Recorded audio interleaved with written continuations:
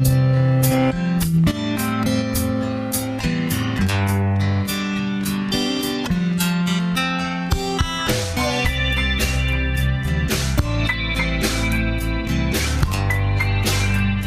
this episode of One-on-One, you're going to get a treat. We're going to be talking to Miss Ophelia Lafort, and she is from the Galliano area, and she has a memory like you will not believe. And she's going to bring us down memory lane and tell us a few things about her life. It's all next on One-on-One.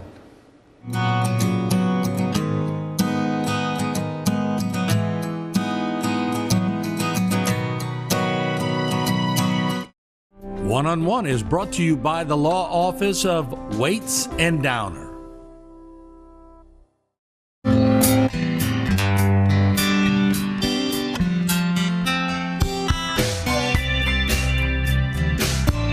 All right, welcome back to One-on-One, and as promised, our guest today is Miss Ophelia Lafort. There you see her right there, and looking beautiful today. Thank you. First time on television, right? First time. What an honor. Well, it's an honor for us to have you on for the first time. Thank you. So I want you to take us back and paint a vivid picture for me. And I know you're great with words because I've been talking to you before the program. So I want you to go back to the earliest years that you can remember. Where were you? What was it like? And paint that picture for me. Well, we lived on Bayou Lafourche, which was known as the Little Black Bayou before it was named Bayou Lafourche. And we had a nice little shotgun house, 2 rooms, front and back. The front was for the living, sleeping, and all that, and the back was for the kitchen. And I was raised in this little house on the bayou. So, you know, I hate to use the word simple, but simple is always brought up to me by someone like you. You'll always say we led a simple life. Yes. What was simple? What's simple to you? What's simple to me was that we didn't have any problems at all. I mean, I can't remember having any problems in my young life. I went to this 2-room schoolhouse. First, second, and third in the first room. The other room had 4th, 5th, and 6th. Well, my first day at school, I didn't know a word of English. My teacher came and presented me on my desk with a piece of paper that said Ophelia Petrie. I was a Petrie. Okay. I panicked. How would I know how to do this? And all of a sudden, a gust of wind opened the door to the 4th, 5th, and 6th. And I thought they were all looking at me because I didn't know how to write my name. It's true. I remember that vividly. So you were self-conscious? Oh, my God. I'm telling you. But how, if you don't know how to speak or write, right. You know how traumatizing that is? Yeah. It is. Y'all spoke a lot of French. All the time.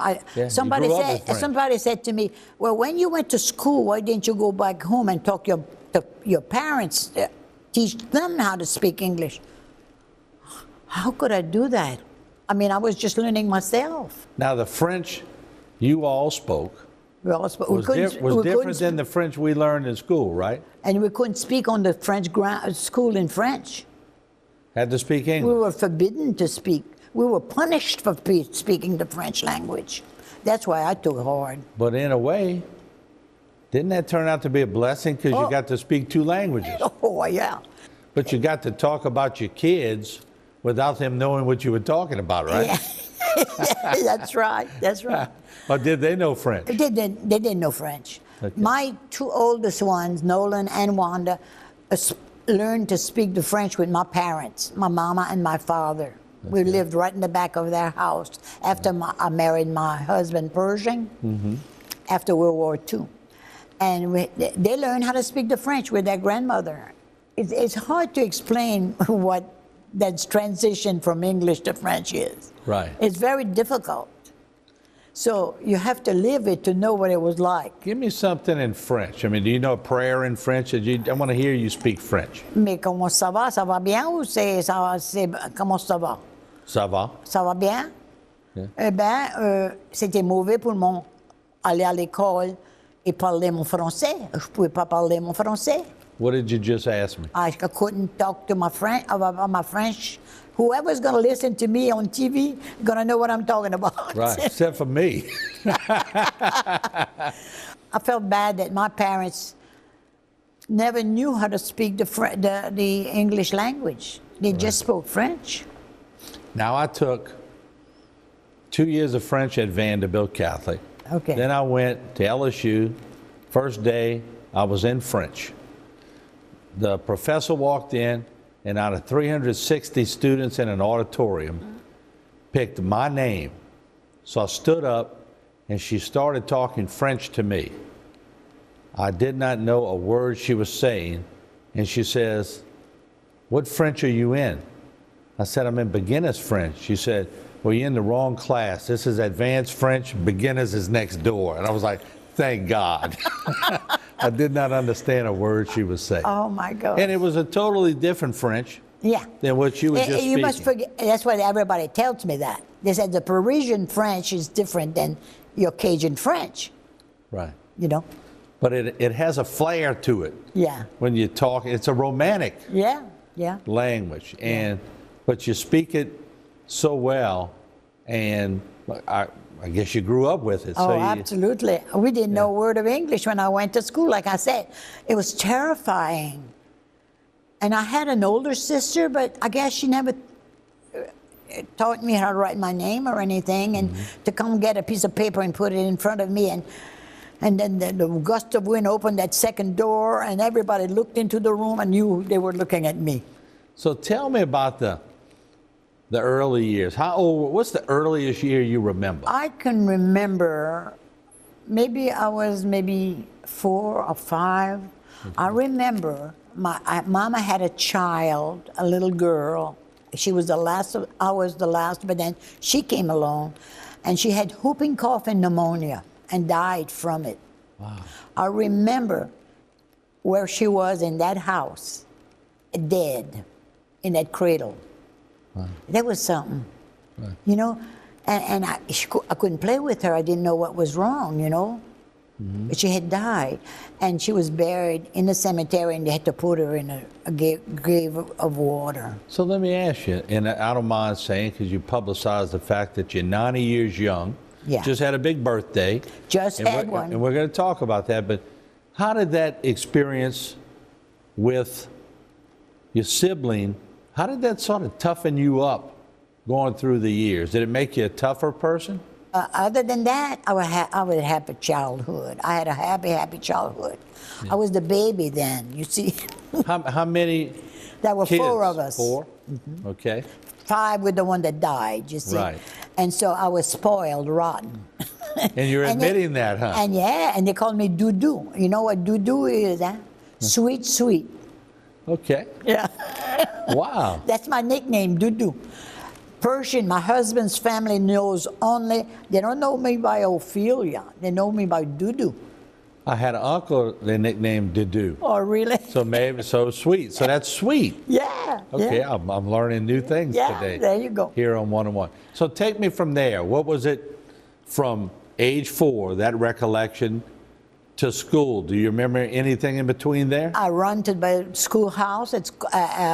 It was by my house, not far. What was the name of it? Maybe William Pete School. I have one hanging in the school board office in Thibodeau. I painted that schoolhouse with a knife because I'm in art, you know. Right. And so so Jeff LeBlanc, I asked him, I said, would you like to have it for the school board office? And he says, oh, yes. So he put a plaque on it. It's hanging in the school board office. And it was 2 rooms. And we all went happily to school there.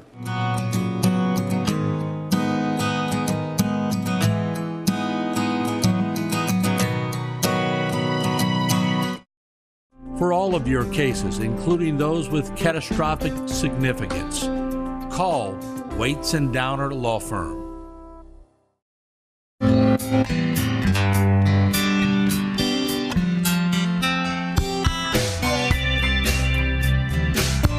I could tell you mine's very creative. You remember vividly things. Oh, yeah, absolutely. I am so fortunate and I'm so blessed. Guess what I am now? I'm a traiteur. And I know what that is because you taught me before the show. Sure. You're a treater. My father used to treat people for warts.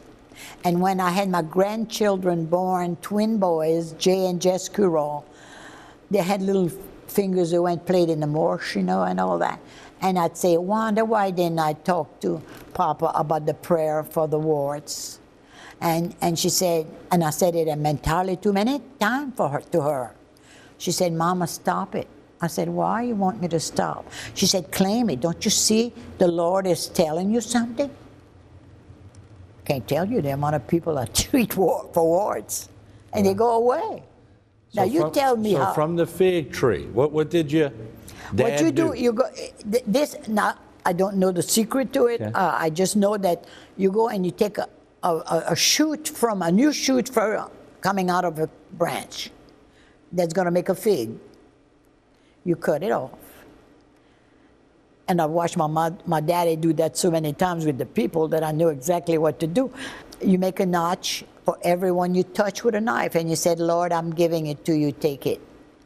It goes away. Just as simple as that. I'll be. I am so blessed. I cannot tell you how blessed. I will go down to be interviewed by TV, mind you.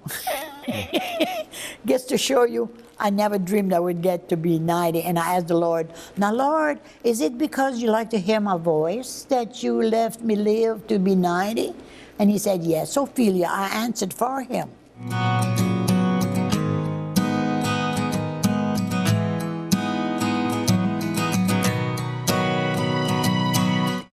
For all of your cases, including those with catastrophic significance, call Waits and Downer Law Firm.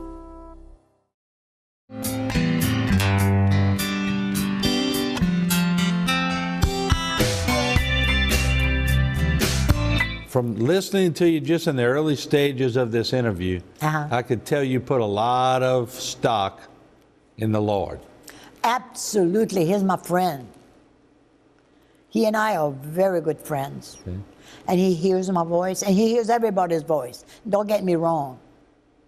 But I believe maybe I almost died as a child from poor sanitation. You had children had worms in those days, you know, and I almost died when Dr. Gravois came on the bayou to treat the people of the bayou. Mm-hmm.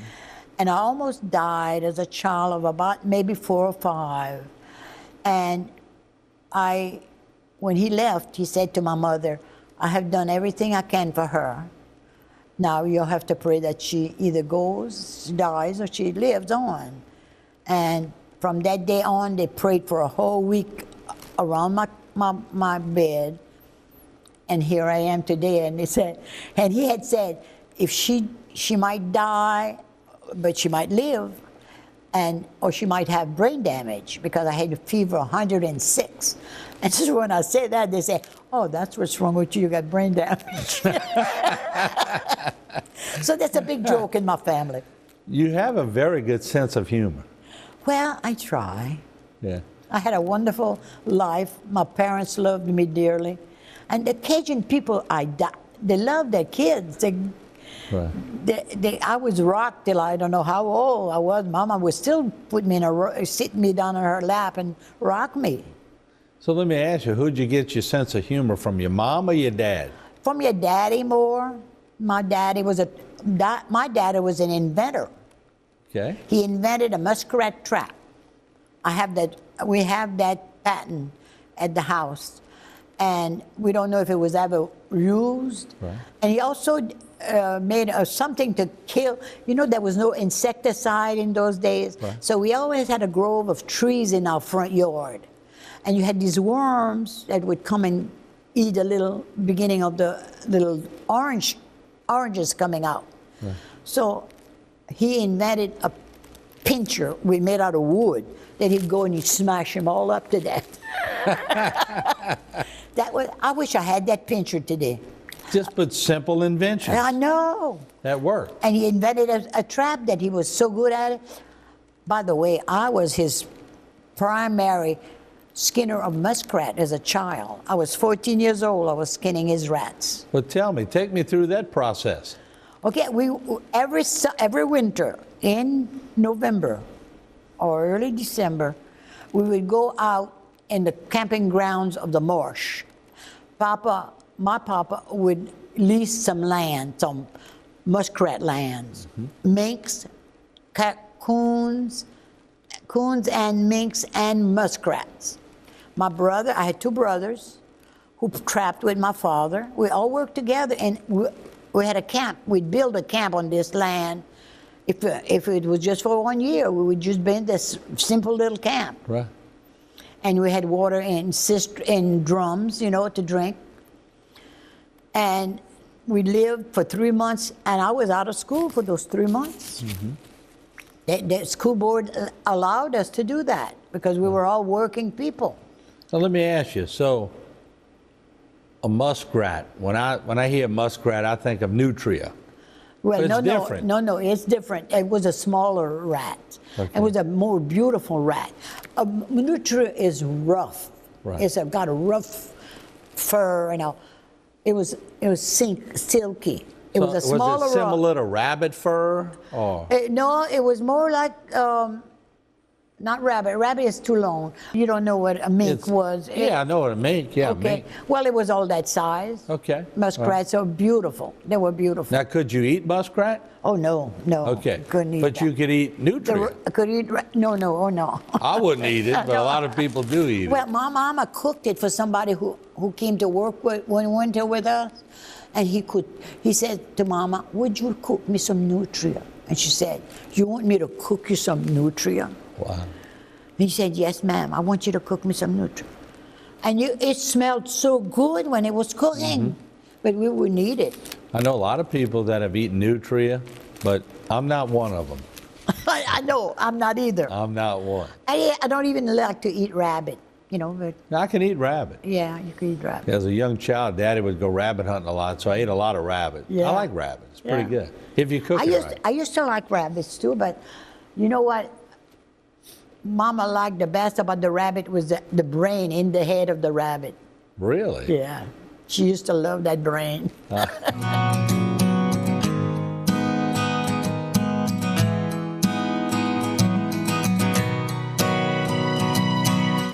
For all of your cases, including those with catastrophic significance, call Waits and Downer Law Firm.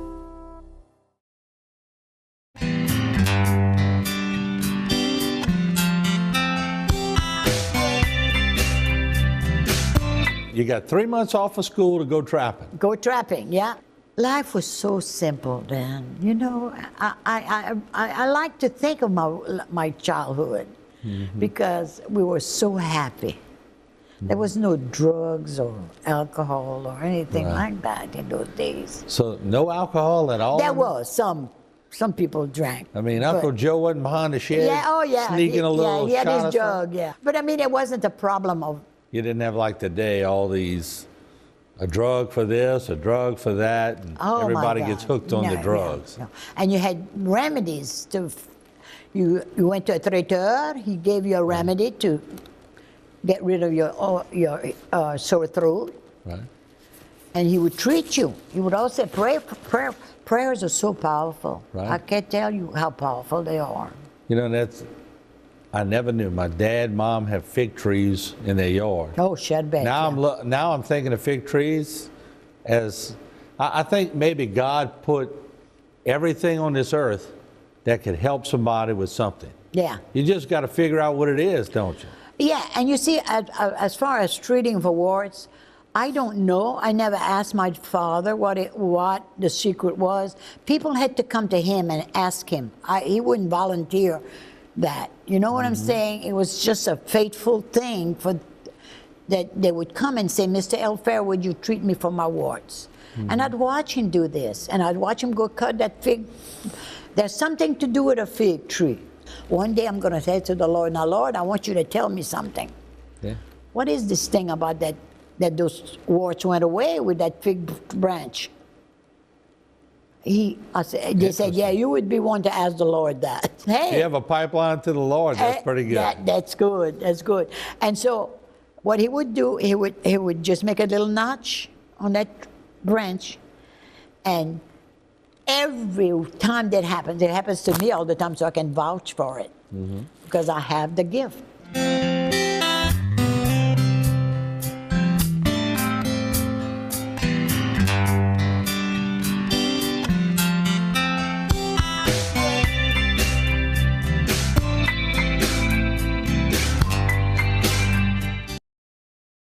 This one-on-one program has been brought to you by the law offices of Waits and Downer.